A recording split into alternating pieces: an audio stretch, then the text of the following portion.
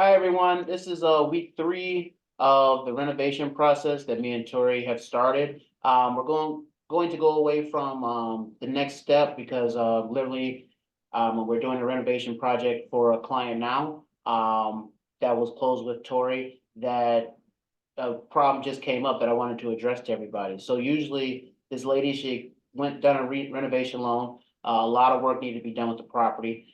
And me as the realtor and the builder, I knew there was a lot wrong with the property, a lot we're gonna have to fix. So I built in a contingency in the budget in order for stuff that does come up that wouldn't have to come out of the client's pocket.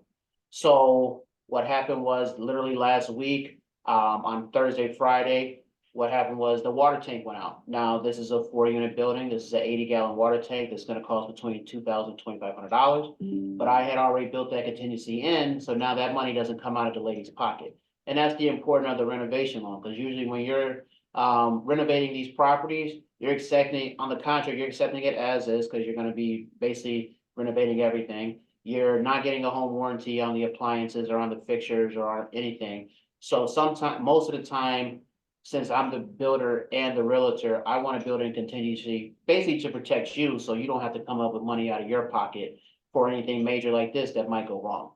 And I think that's really important too, because as we were talking last week, the importance of these going smooth and easy and they're done all the time is the ability for the builder to know what they're talking about and the realtor to know what they're talking about, but more importantly to them to be on the same page and to watch out and kind of overlap a little bit, right? So you're Right, everything and everyone's just not in their own lane. And just another great reason why working with Joe, he's got both hats. He's the realtor hat and the builder hat, so he knows what things to put in place like this to be preventative that maybe someone wouldn't have asked or someone doing a renovation loan wouldn't have known. So again, just another great reason when you are getting someone to do your renovation for you, right, Joe, they can use you if they have their own builder as well. They don't have to have, it doesn't have to be both, right? They can use you as right. a builder, they can use you as a realtor, they can use you at both. But the importance of, if you bring in your own team for each, them knowing as much as you know and making sure the world collides with their realtor or their builder, whichever role you're filling. Very, very important. This saved the client a lot of money.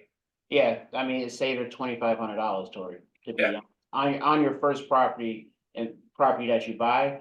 That's pretty huge, because you had to turn the down payment, you had to come with the closing, and all of a sudden now, literally, what, 45 days later, if I didn't build in that contingency, she's been looking at $2,500 out of her pocket.